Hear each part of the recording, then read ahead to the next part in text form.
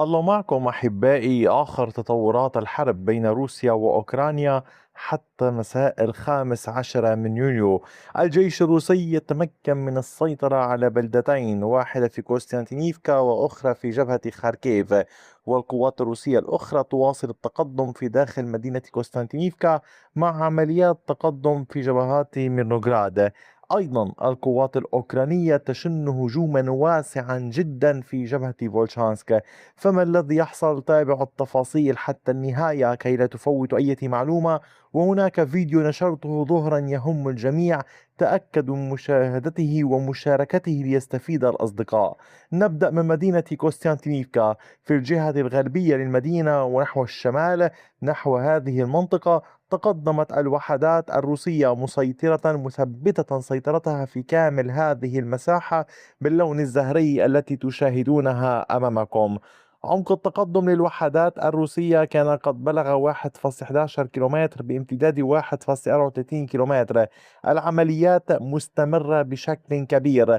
الضغط الروسي متواصل في هذه المنطقة، والروس حاليا يسيطرون على 62.6% من إجمالي مساحة المدينة، فيما المساحة المتبقية التي تشاهدونها هي مقسمة بين سيطرة أوكرانية ومناطق رمادية.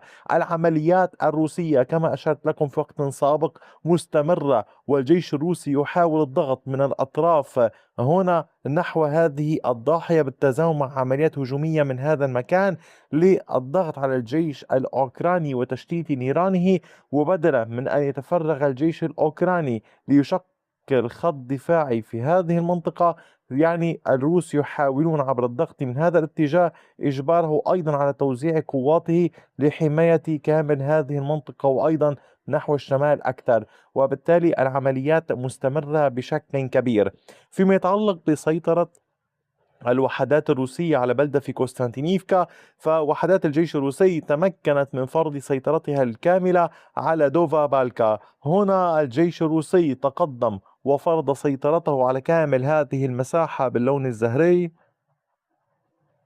هذا التقدم بعمق الكيلومتر وبعرض 900 متر بعد أن تراجعت القوات الأوكرانية وأخذت هذه المنطقة. هذا بعدما قلت لكم أن الجيش الروسي بات يضغط على هذه البلدة من ثلاثة اتجاهات، هنا كما تلاحظون من الشمال والشرق والجنوب.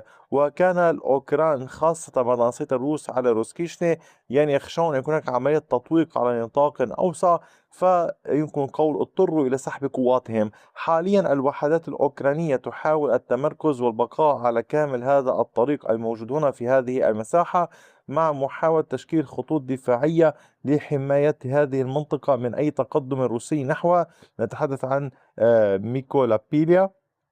إضافة إلى ذلك العمليات المستمرة في هذه المنطقة هي واحدة. يعني اليوم تلاحظون أن التحرك الروسي في دوفا بالكا متزامن مع التحركات في الجبهة هنا مع الغربي المدينة مع شرقي المدينة مع جبهة شازيفيار، ومثلها باتجاه كراماتورسك شرقا. وإلى الغرب العمليات أيضا مستمرة ومترابطة باتجاه ميرنوغراد هنا نحو دريشكيفكا. الجيش الروسي تمكن من الضغط والسيطرة على أحد المواقع التي تشاهدونها أمامكم هنا، مواقع أوكرانية. هذه التحصينات باللون الأخضر. فرض الجيش الروسي سيطرته على كامل هذه المساحة باللون الزهري. نتحدث هنا عن تقدم روسي بعمق كيلومتر بامتداد 1.12 كيلومتر. الوحدات الروسية تحاول قدر الإمكان إجبار الجيش الأوكراني على التراجع أكثر فأكثر، الانسحاب من هذه المساحات المفتوحة على طول المنطقة وإخلاء المواقع الدفاعية، وقول التمركز في هذه البلدات كحد أقصى في محاولة من الجيش الروسي ليكون له تقدم أكثر على نطاق أوسع نحو هذه المنطقة. أعود وأقول لحضراتكم لاحظوا يعني كيف يتم التحرك على كامل خط الجبهة الموجود هنا وهنا. وأيضا دريشكيفكا اليوم باتت القوات الروسية أقرب إليها، أقل من 8 كيلومترات تفصل الجيش الروسي عن هذه المدينة. العمليات في المنطقة هنا مستمرة، وكما تلاحظون كل هذا وسط اشتباكات مستمرة في جبهة بوكروفاسك أيضا باتجاه دوبروبيليا. ولكن دون أي تغييرات في خريطة السيطرة. الآن نذهب إلى السيطرة الروسية على إحدى البلدات والقرى الثانية في اتجاه فولشانسك في مقاطعة خاركيف. تمكنت الوحدات الروسية من استعادة السيطرة على تسهيلني. هنا جرت السيطرة على كامل هذه المنطقة باللون الزهري كما تشاهدون أمامكم. عمق التقدم للوحدات الروسية بلغ 1.18 كيلومتر بامتداد 460 مترا.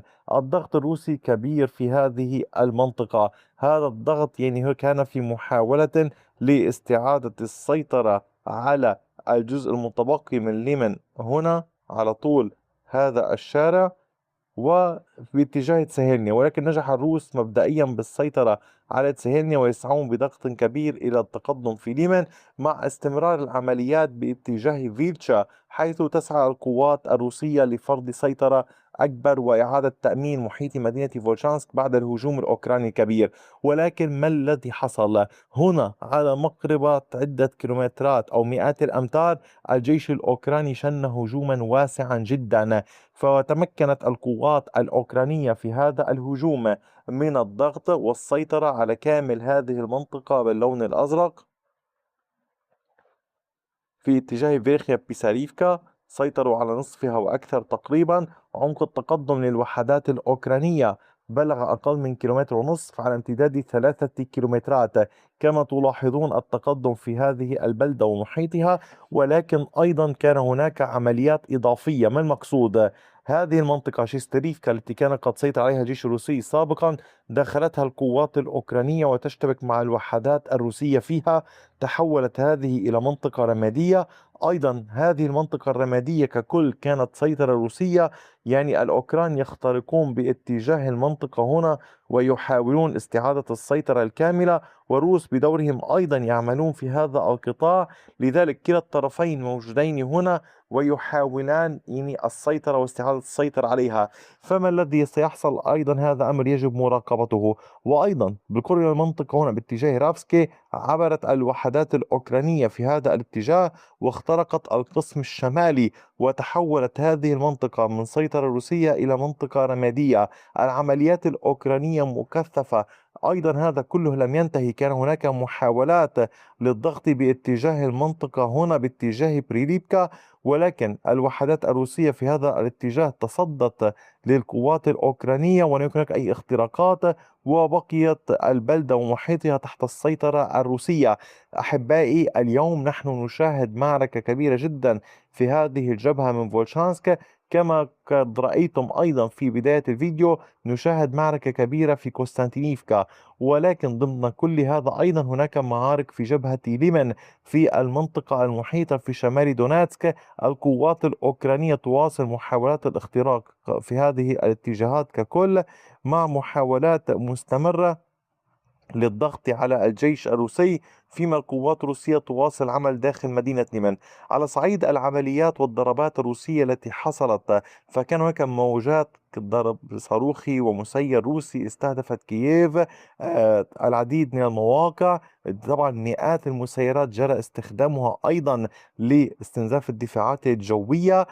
طبعا كان حديث أوكرانيا عن موضوع الدفاع الجوي، الحاجة للحصول على الدفاع الجوي. سبق وتحدثنا حول هذا الأمر وكيف يتصرف زيلينسكي حيال كل ذلك.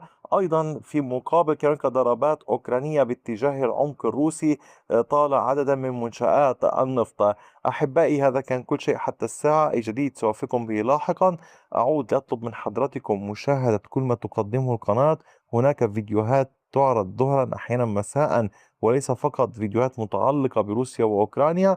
وأيضا دعم القناة بشكل كبير. شكرا لمن يدعم القناة لتستمر ولتنتشر أكثر فأكثر. وشكرا على وقتكم الثمين، وإلى اللقاء بفيديو آخر.